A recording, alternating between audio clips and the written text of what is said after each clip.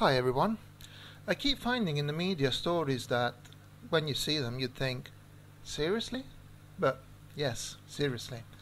These two quotes have recently come to my attention. Two things are infinite: the universe and human stupidity, and I'm not sure about the universe. And the difference between genius and stupidity is genius has its limits. So I decided to institute the Einstein Award for the most stupid person, group of people, or news piece in general. The kind of media story that will make people you relate it to say, "You're kidding, right?" I will present you with a list of candidates, and it will be up to you to vote for the one you'd like to win the award. Number 1. Woman guilty of downloading child porn to frame husband. This woman, for some reason known only to herself, decided to frame her husband by downloading on the family computer child porn. What caught her out was that she downloaded the images 2 weeks after the husband had been kicked out the house by a protection from abuse order. This is simply vindictive and nasty. Her husband had already been kicked out. She could have filed for divorce, and with that court order she would have already been able to claim everything for herself, including custody of the children. Well, the article doesn't mention if they have any children, but if they had any. She pretty much had it all. Now she will be going to prison, and probably she'll have to register as a Megan's Law sex offender. I guess this shows that milking a system heavily biased in your favour isn't enough for some people. Number 2. Talking about milking the system, here's a single mother of 8 who wants 2 more children, even if she can't have any of her own anymore. She can't have any more children of her own, so her plan is to use a surrogate mother. She is currently costing the taxpayer £2,200 each month, and also has had £600 in fines removed because she claimed hardship.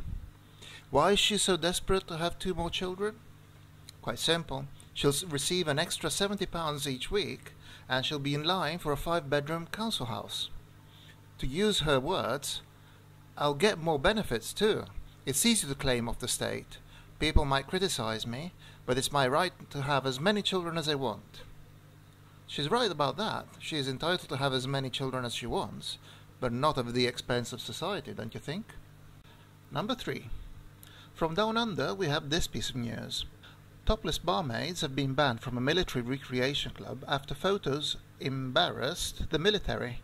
You can read the details of the story in the article linked. The interesting part is the list of comments on the Facebook page of the Canberra Times and shared links, where the toplessness of the barmaids is deprecated with the usual feminist motivations. This is especially interesting when you consider that there is the Go Topless movement that is trying to make women going topless perfectly normal and acceptable everywhere. Speech, things are evolving, so maybe I feel hopefully within our lifetime this would be going topless for women would be as normal as showing the ankles. Exactly. Yeah. Exactly. Yeah. Exactly, right? So it's okay to go topless unless you're making money out of it? By the way, if you're interested, it's International Go Topless Day today. And now we have number 4. GCSE reforms will discriminate against girls. The new reform proposal boils down to a removal of coursework and move to end-of-course tests. Apparently this is going to benefit boys and penalise girls. Since the opposite change is what marked the decline of academic achievements of boys and the rise of those of girls, this is an admission that the fact that the education system is favouring girls now. The shift shouldn't be a problem for girls though, right Michelle? And women are smarter than men. Well, there is that. That just goes without saying, but And the men can't complain because you're outnumbered today. Also, it seems to be stating that boys and girls are in fact different and learn in a different way. It seems to be a common argument from feminists that men and women are the same and that any difference is a social construct. Could feminists be wrong? I'm presenting this article as a candidate mainly because of the "oh poor girls, their results are being threatened" slant of the article. Number 5. Apparently, males are dangerous to women even when they are 3 months old. She stood over me and, gesturing to Arthur, said, "Children under 8 are not allowed here, especially ones with penises." That's not the way you'd expect a new mother to be treated by a lifeguard, even at a pond reserved for ladies. A spokesperson of the Hampstead Heath management did explain why children under 8 are banned, and one must admit it isn't a reasonable rule. But the lifeguard could have closed an eye for a 3-month-old child, which isn't likely to go swimming, or at the very least been a bit more polite. The worst thing is the blatant and open sexism of the lifeguard. The article doesn't mention it, but I doubt very much she was reprimanded in any way, and probably this incident just reinforced her smug misandry, which justifies her candidature for the award. Entry number 6. No need to comment on this. You will see by yourselves. What am I talking about, you You're slamming yourself on the emergency brake, you're attacking me, stop it! You are not spending the night with me. Stop it! Absolutely no. Stop it! Stop it! No! No!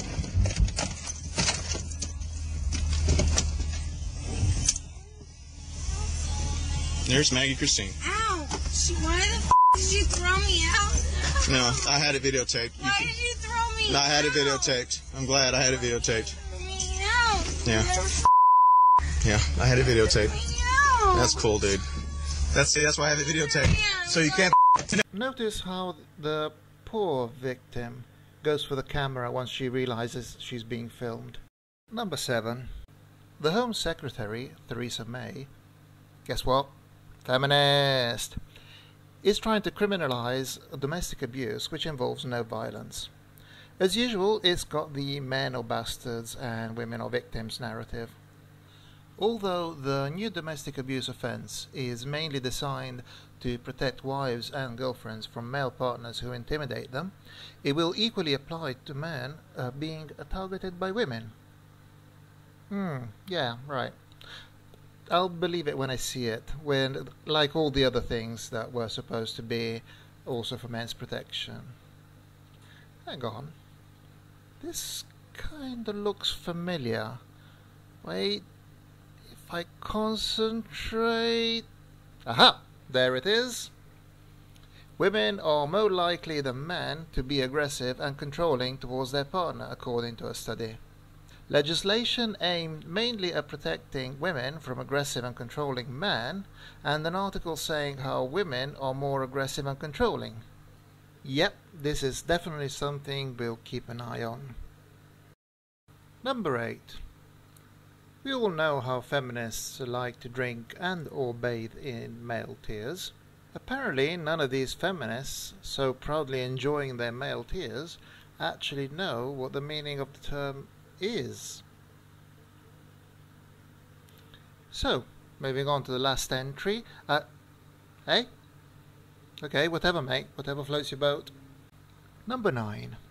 Someone here is suggesting having separate lanes for women to keep them safe from the aggressive driving of men. There is a list of statistics in the article that should show how women are threatened by the patriarchal road system and aggressive male drivers and really need safe roads. It's pretty much a publicity stunt from insurer Sheila's Wheels, trying to stay relevant now that they have been banned from excluding men from their policies, and many media outlets have seen right through it. But I wouldn't be surprised if some take it a bit more seriously than they should. This one in particular gives me the impression of being on the fence on this matter. So, there you have it, 9 candidates. Let me know what you think about it and vote for the Einstein Award for Stupidity. As usual, all the links in the description.